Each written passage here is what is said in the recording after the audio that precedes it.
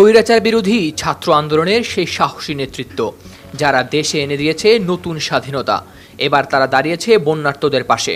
দেশের চলমান সংকটের মধ্যে বন্যার কবলে পড়া মানুষের জন্য গৃহীত হয়েছে ত্রাণ কার্যক্রম ও রেস্কিউ অপারেশনের মতো মহৎ উদ্যোগ।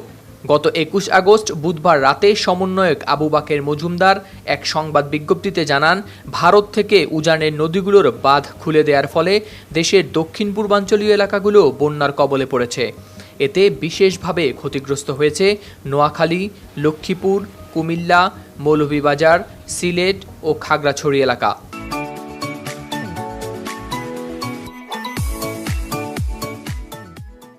এছাড়াও উত্তরাঞ্চলেও বন্যার আশঙ্কা রয়েছে।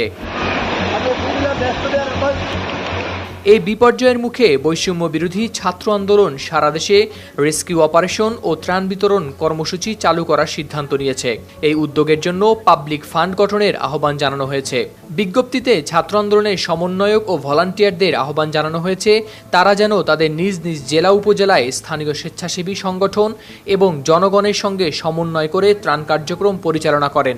কেন্দ্রীয় প্রতিনিধি দল স্থানীয়দের সঙ্গে মিলে বন্যা কবলিত মানুষের পাশে দাঁড়াবে। এছাড়া স্থানীয় হটলাইন নম্বর চালু করে এবং নিরাপদ আশ্রয়স্থল চিহ্নিত করার নির্দেশনা দিয়েছে আন্দোলনটি।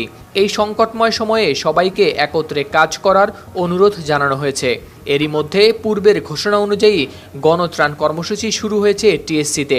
ছাত্র আন্দোলনের অন্যতম সমন্বয়ক হাসনাত আবদুল্লাহ তার ফেসবুক পেজ থেকে জানান, এই কর্মসূচির আওতায় সারাদিন ব্যাপী ত্রাণ সংগ্রহের কাজ চলবে। শুকনা খাবার, ঔষধ, স্যানিটারি ন্যাপকিন, শিশু খাদ্য সহ প্রয়োজনীয় সামগ্রী সংগ্রহ করা হচ্ছে। অর্থ সহায়তার জন্য ব্যাংক হিসাব ও বিকাশ নম্বর প্রদান করা হয়েছে। এদিকে রেস্কিউ অপারেশনও শুরু হয়েছে। দিনভর ২০০-র বেশি বোট পাঠানোর সিদ্ধান্ত নেওয়া হয়েছে, যার মধ্যে অনেকগুলো স্পটেও পৌঁছে গেছে।